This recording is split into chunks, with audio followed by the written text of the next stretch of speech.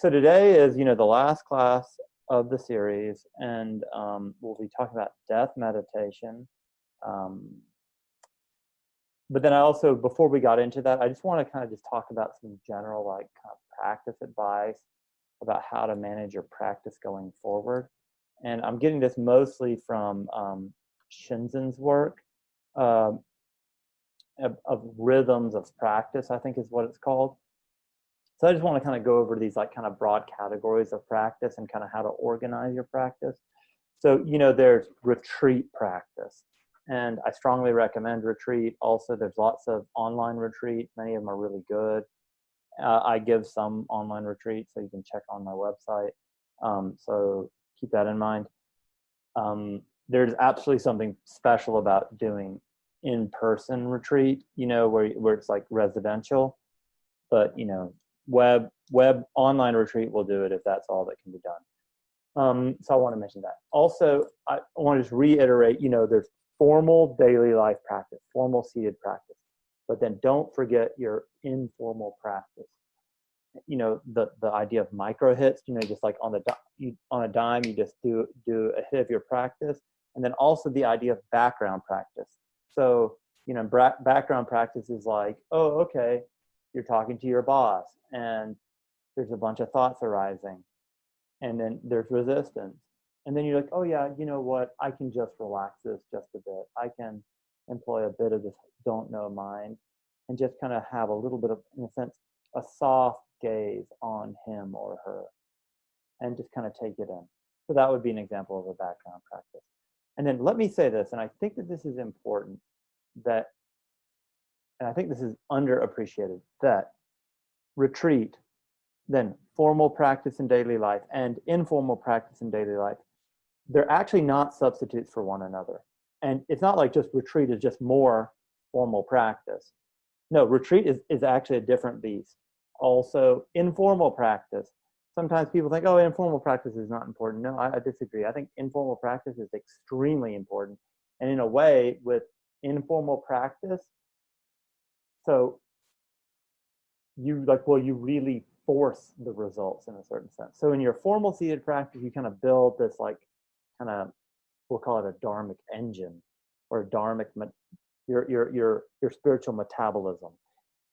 And then it's so that you can apply it in daily life. And then when you apply it in daily life, which, to be clear, your formal seated practice will transform your daily life, even if you don't do any further effort. But why leave it at that? Why not do your formal seated practice and then push it and extend it out intentionally into the day by intentionally applying your practices like micro hits or background practice, right? So I just want to say that all three are really important, and they're not substitutes for each other, and I recommend all of them. And to be clear, I definitely transformed my life by doing all three of those kinds of practices. Okay, good. Next. Hey, Cedric, let me ask you a question though. Sure. So can you overdo that? Like when you're doing classes, you're doing, retreats and series of things. Can you just get too much of a good thing? Yeah, it's a good question. And yeah, I actually think yes. I think it's not a big danger for most people, but then for some people, I think the way it would come up for me is like a loss of perspective, where you fall into some kind of spiritual bypassing of exalting the practice and denigrating your life, and kind of ignoring some of your other needs, maybe just a regular social life. And to be clear, I think it's super good to have kind of Dharma friends, but it's actually healthy to have non-Dharma friends. And just a little, you want a little bit of life balance. That's what's coming up for me. Is that speaking to you, to your question? Yeah, it is. It is. I just felt like in this last 2-3 weeks, I've had this class with you, and then we did the retreats, and I did 2 out of 4 of those or something, and it just seems like it's been a lot of practice, and it's been emotional. It could be that could be just a personal thing from me. I've had a lot of good positive results from each of these. The classes have been, leave me crying and tears streaming down my eyes in the retreats. And maybe that's just, me getting a lot of emotional benefit out of this. Sure. But it just seems like it's been a lot. So I'm not thinking about backing off, but Yeah. Okay. I You know what? wondered Actually, if I should think about it. yeah, this is good, and this is a service to others to hear about this kind of thing.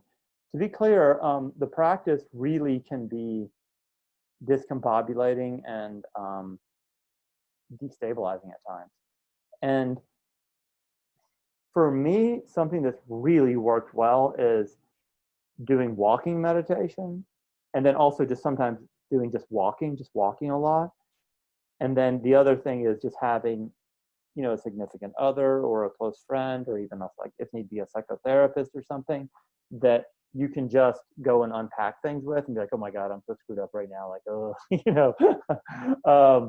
and like, to be clear, what, like, probably the single most effective way to emotionally regulate yourself is by connecting with others.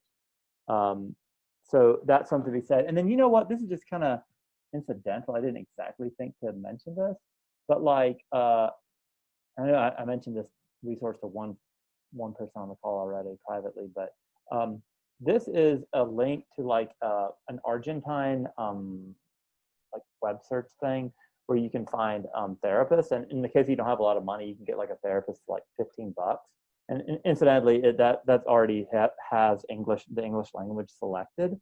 So now you have to be able to read Spanish to like figure out whatever, but then you can write them in English and ask them. So in the case that you don't have any money, but you want to get psychotherapy, you can get it for as cheap as like $15. And so like my therapist is an Argentine just because it's cheap. So that's another resource. That's another resource if you get all kind of screwed up, right? Okay, I'll keep that in mind. I'll keep that in mind next time I OD on these sessions. Yeah. Yeah. Oh, and incidentally, you can select for like here. Hold up. One of the things you can select for is mindfulness. So like so like for example, I like did my search based on like did the person have some background in mindfulness, not because I wanted mindfulness teaching, but so that they knew what the hell I was talking about, because like a lot of my personal stuff is going to like interrelate with practice because just I'm so deep in it, So anyway, okay. Well, I thought the timing of our discussion about spiritual bypassing was pretty good, because by the time we got through all of that series of things I was doing, right, Oh. I needed a little Netflix and chill time, just Sure. yeah. So okay, well, that's good to know. Thank you. Very good. Yeah, no problem, man. Okay, alrighty. What else we got going here? So so what I talked about was the practice end of things: retreat, daily life, formal, daily life, informal. But then there's also the kind of teaching, learning aspect. And I just want to say that Shinzen Young really recommends people to teach. So how to come at this? So if you find any of this interesting and you want to share it with somebody, and if they're legitimately interested, like teach them a little bit about what you know. And it's a very useful way to deepen your own understanding and possibly benefit others.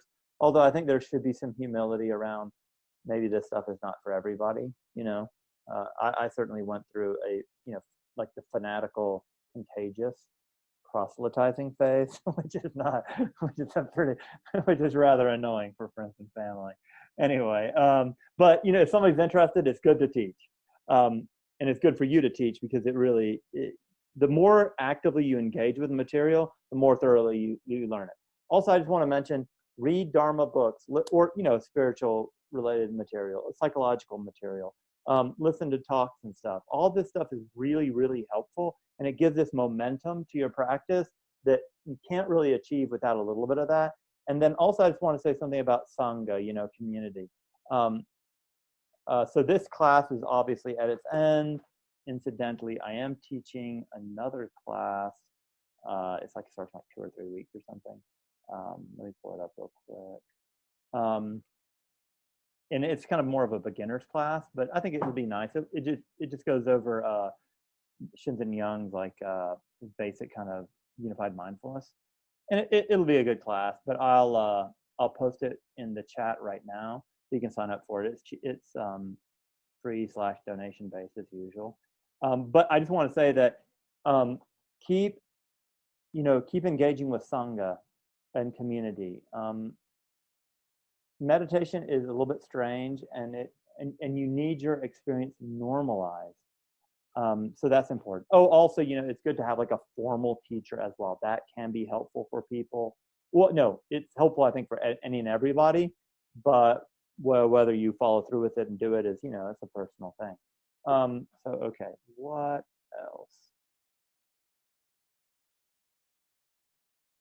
Oh, I should mention donations. I will accept donations. This class is given totally for free, so please do not feel the slightest shred of pressure. But if you want to make a donation, you can. And then this is what I do as a livelihood these days. All right, moving on. So today we're going to be discussing death meditation. But I figured just to pause for just another moment. Are there any questions or comments about kind of all that? How to practice, how to integrate practice into life? Any questions around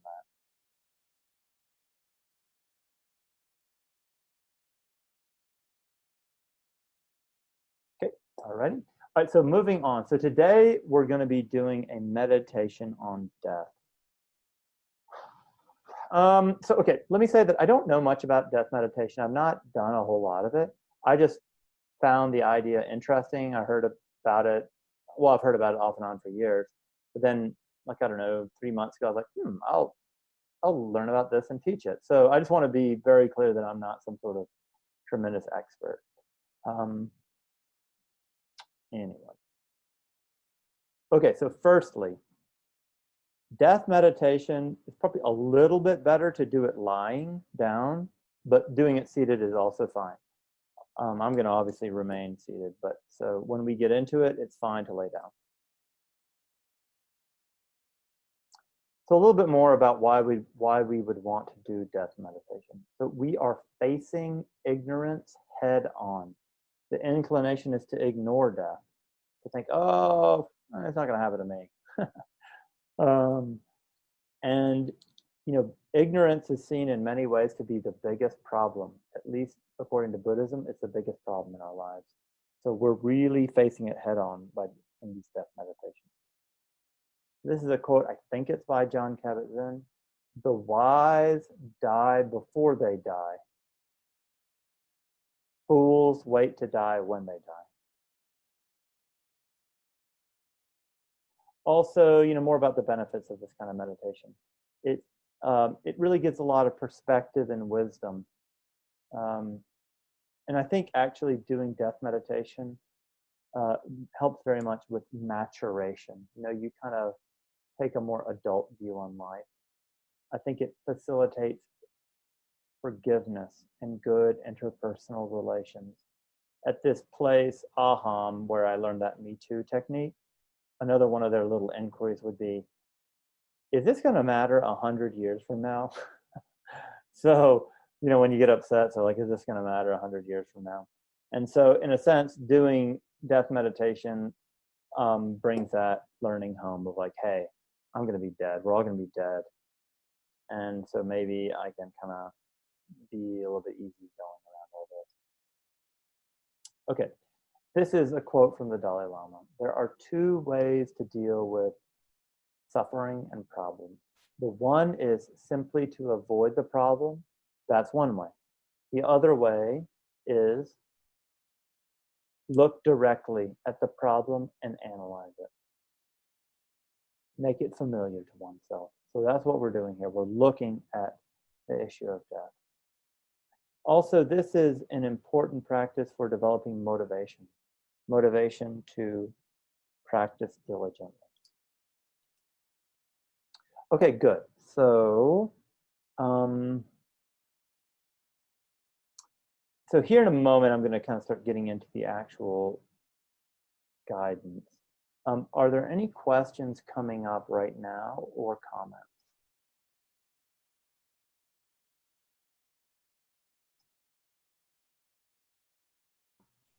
I have a kind of vague question. Uh-huh. Just, in the context of a lot of these practices, I assume that there's like some idea of rebirth associated Uh-huh. with it. And I just wondered if you have any way of thinking about the practice in that context versus not in that context, like how they would Sure. differ in some sense. Sure. Sure. Yeah, it's good. And actually, the next thing that I had written here is, so I'll literally read this. I will read a guided meditation on death. It makes some metaphysical assertions about the mind going on beyond death. I have no such knowledge. I have no knowledge of such things. I do think many masters, meditation masters, make assertions about what goes on beyond death. I think it's foolish to dismiss this from a scientific and Western place of arrogance. But I don't know what happens after death. So I think that might partially speak to your question. That I just want to be. This is kind of my whole view on this. I have no idea. And also, to further confound the situation, I have thoughts about time, but we did a meditation on time earlier. And so how is there life after death if we can't even find time? Like, what the hell does that even mean? And the answer is, I don't know. But then at the same time, that's all view. Like, that there is no time is a view, that there is time is a view, that there's something that happens after death is a view, that there's nothing that happens after death is a view.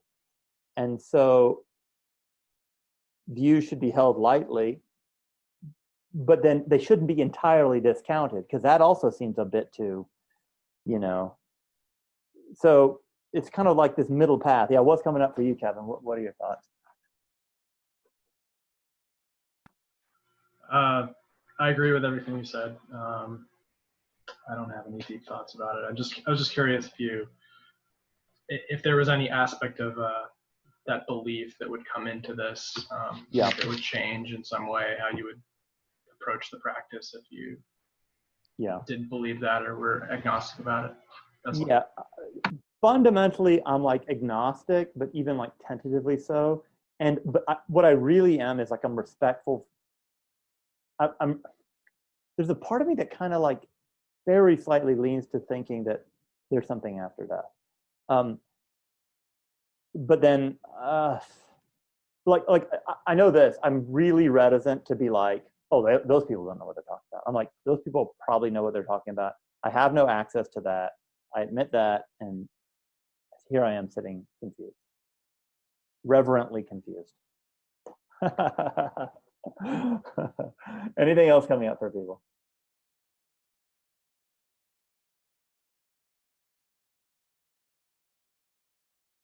Okay, let's move on. So moving on, there's another note, like kind of a prefacing note. There is, so in this meditation that I'm going to read, which it does talk about the mind going on beyond death, all this other stuff. There's talk of letting go of loved ones. Okay, yeah, sure, but this needs, like, this idea of like renouncing loved ones, etc. It needs some like subtle attention to be understood well. So I think that it's really important. I think that, one of the like number one correlates of happiness is quality of relationship. And I think quality of relationships is extremely important, and difficult to understate. But there's a subtle difference between valuing relationships and craving and attachment. Craving and attachment in the Buddhist sense, not in the Western psychological sense. And so we do, in fact, want to let go of craving around relationships. So I just want to kind of preface that there will be mention of how your loved ones can help you when you're dying, this, that, and the other, in this guided meditation. So I just want to mention that. Also, there's going to be talk of renunciation, and death meditation is a form of meditation that really brings renunciation to the fore. Like, it shows you how you can't hold on to anything. So it kind of points to how it might be slightly crazy to get super clingy around your attachments here and now. So, and I think that that's very useful, but I also think that this meditation I'm going to read is mainly developed for and by monks who have different lives than we do as lay people. So I just wanted to mention all that. And then incidentally, this is by Venerable Sangye Khandro. I don't know the guy, but the meditation I'm going to read is pretty good.